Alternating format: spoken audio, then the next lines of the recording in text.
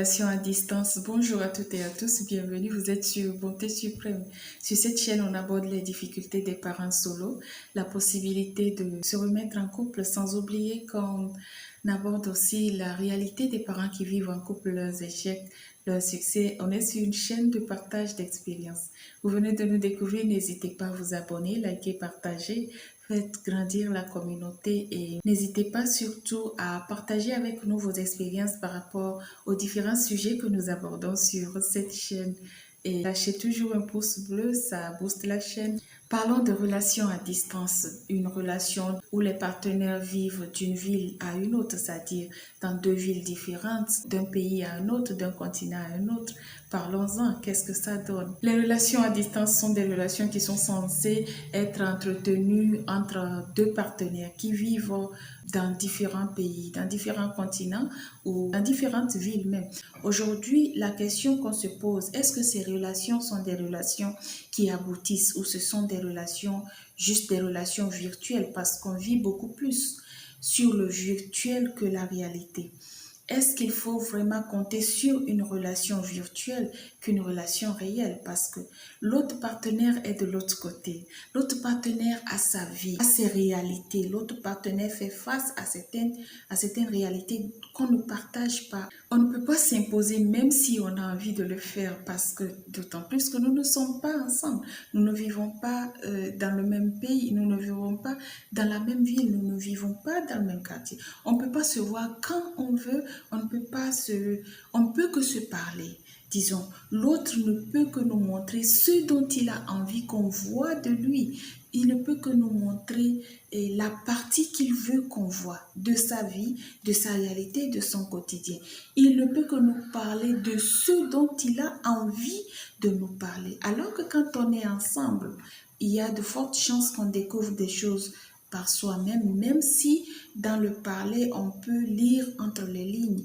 Dans des relations à distance, ce n'est pas très évident qu'on réussisse à percer certains mystères qui restent dans l'observation, qui restent dans la présence, qui restent dans le fait qu'on se côtoie toujours, dans l'effet surprise, parce que quand on vit ensemble dans la même ville, il y a des occasions où on se rencontre sans le vouloir, ou qu'on se voit sans le vouloir, ou qu'on découvre certaines réalités sans le vouloir. Mais pour ceux qui ont entamé une relation avant de se séparer, avant d'être séparés par les circonstances de la vie, des circonstances professionnelles, politiques ou des circonstances entrepreneuriales, disons, ou d'études, voilà, je vais dans un autre pays continuer les études ou le travail me ramène dans tel pays ou dans tel je ne sais quoi.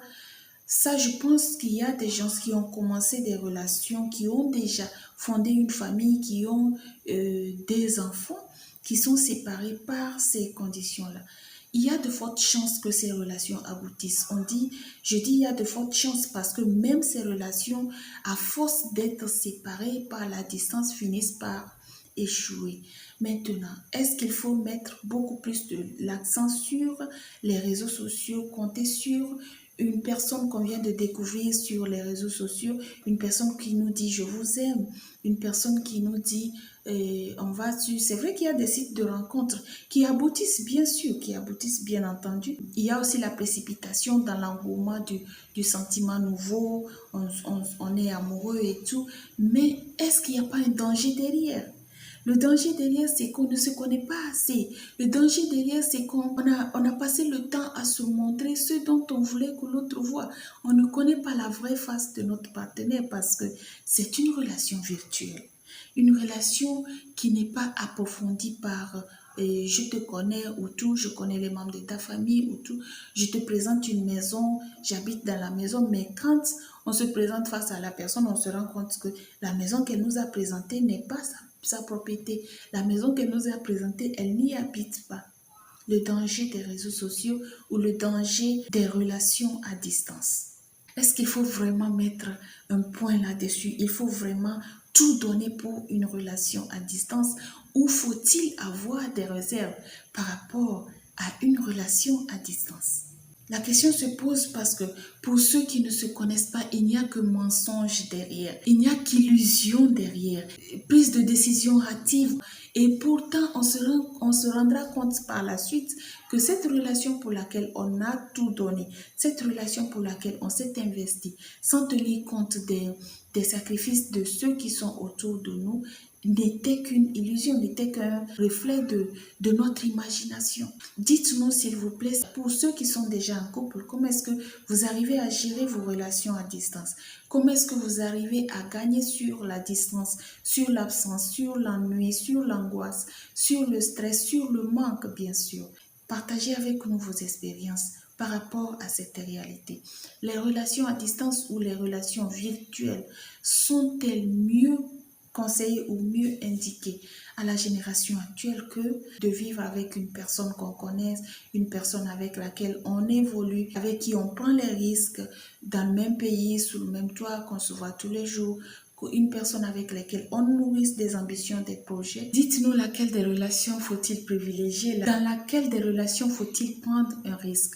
Une relation dans laquelle on est tous deux présents ou une relation dans laquelle on se dit qu'on est dans une relation à distance et une fois qu'on se jette à l'eau, une fois marié, bonjour les dégâts, parce que c'est maintenant on vient de se découvrir, c'est maintenant qu'on se connaît, c'est maintenant qu'on se rend compte que ce que telle personne m'avait envoyé, c'était faux, c'était pas du vrai, la cousine qu'elle m'avait présentée en réalité et sur les réseaux est sa femme ou est sa fiancée ou est sa petite amie ou le voyage dont il m'avait parlé en réalité n'était pas un voyage, c'était un argument pour se retrouver dans les draps d'une autre femme et tout le reste. Même ensemble, on vit des réalités comme ça. Partagez avec nous vos expériences. Pour moi, c'est toujours un plaisir de passer avec vous ces quelques instants, de partager avec vous ces difficultés, ces réalités que nous vivons dans nos vies de couple, dans nos relations, dans nos vies amoureuses. Je vous dis à la prochaine. J'espère que c'est pour très bientôt. Prenez bien soin de vous.